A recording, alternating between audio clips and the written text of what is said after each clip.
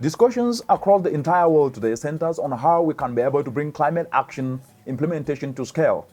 But one of the things that cannot be missed is policy incentives that can bring climate action to scale. But what we must understand is policy is the biggest driver of change. As a climate change expert, I will use the example of my expertise domain, which is climate change, to put in perspective how we can be able to move forward in putting incentives. Compared to many regions, as I've always said, Africa is a leader when it comes to climate change.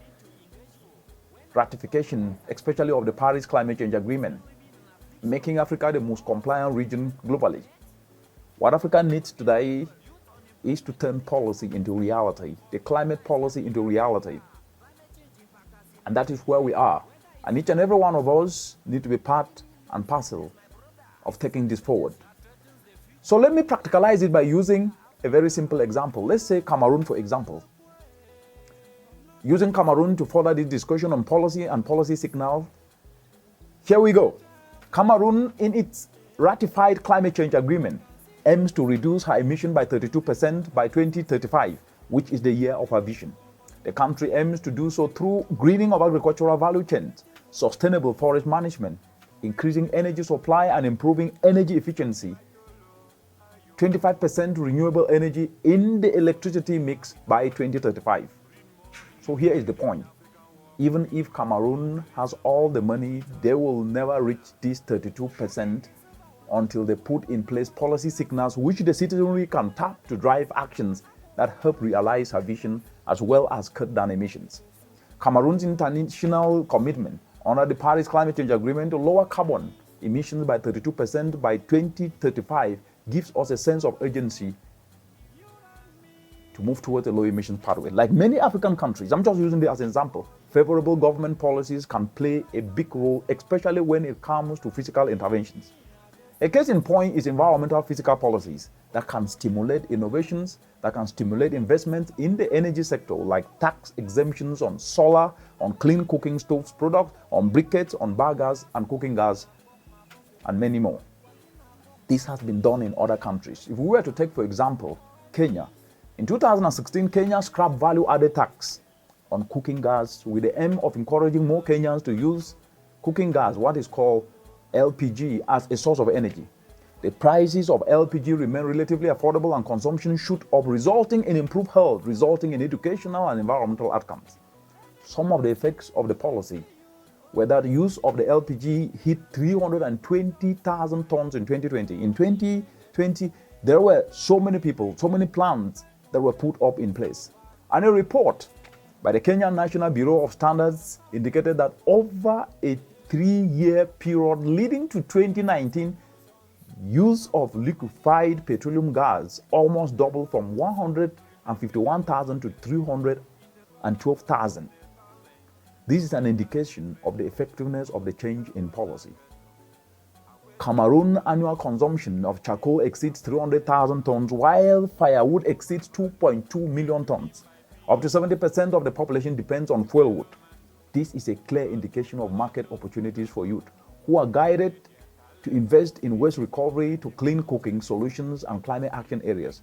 But if taxes are scrapped, scrapping VAT on cooking gas will enable young people not only to tap into this, but to create opportunities. But to do this, there are 3 things that need to be focused on.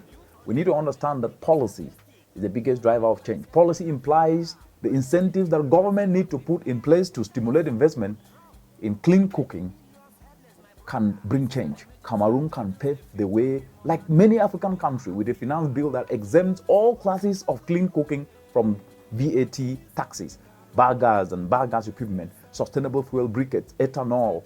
This will be a direct policy signal for investment, be it operational actors, including citizens, to invest in these classes of clean cooking.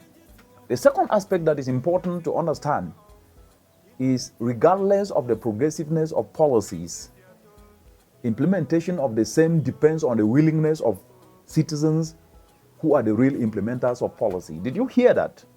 Through observation, waivers of taxes doesn't really matter in the continent to many, as they sit sometimes complaining rather than looking at what is in that policy that can tap to be able to create an enterprising opportunity.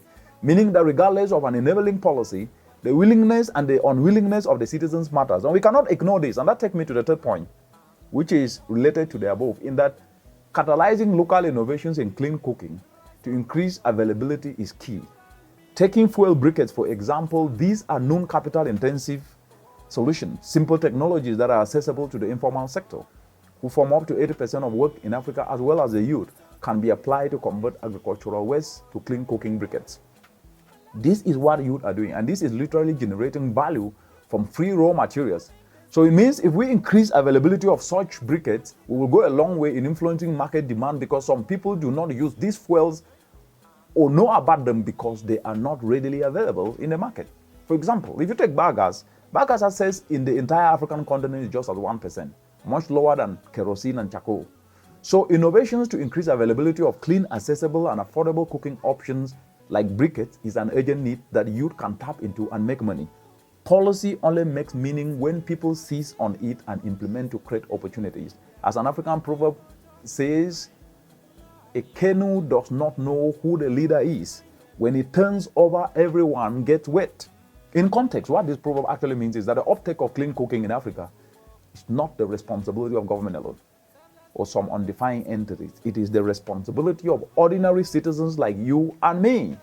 We are the ones to leverage the policy incentives, the policy signals to make wise buying decisions and choose to purchase fuel briquettes. And instead of charcoal or kerosene, we inspire youth so that at least they can start turning west. Our youth are the ones to choose to retool their skills and learn how to develop accessible clean cooking solutions like fuel briquettes.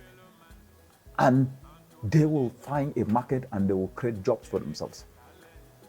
The solutions are you and me. And let's seize opportunity and tap into the enabling policies that we have in place. Thank you.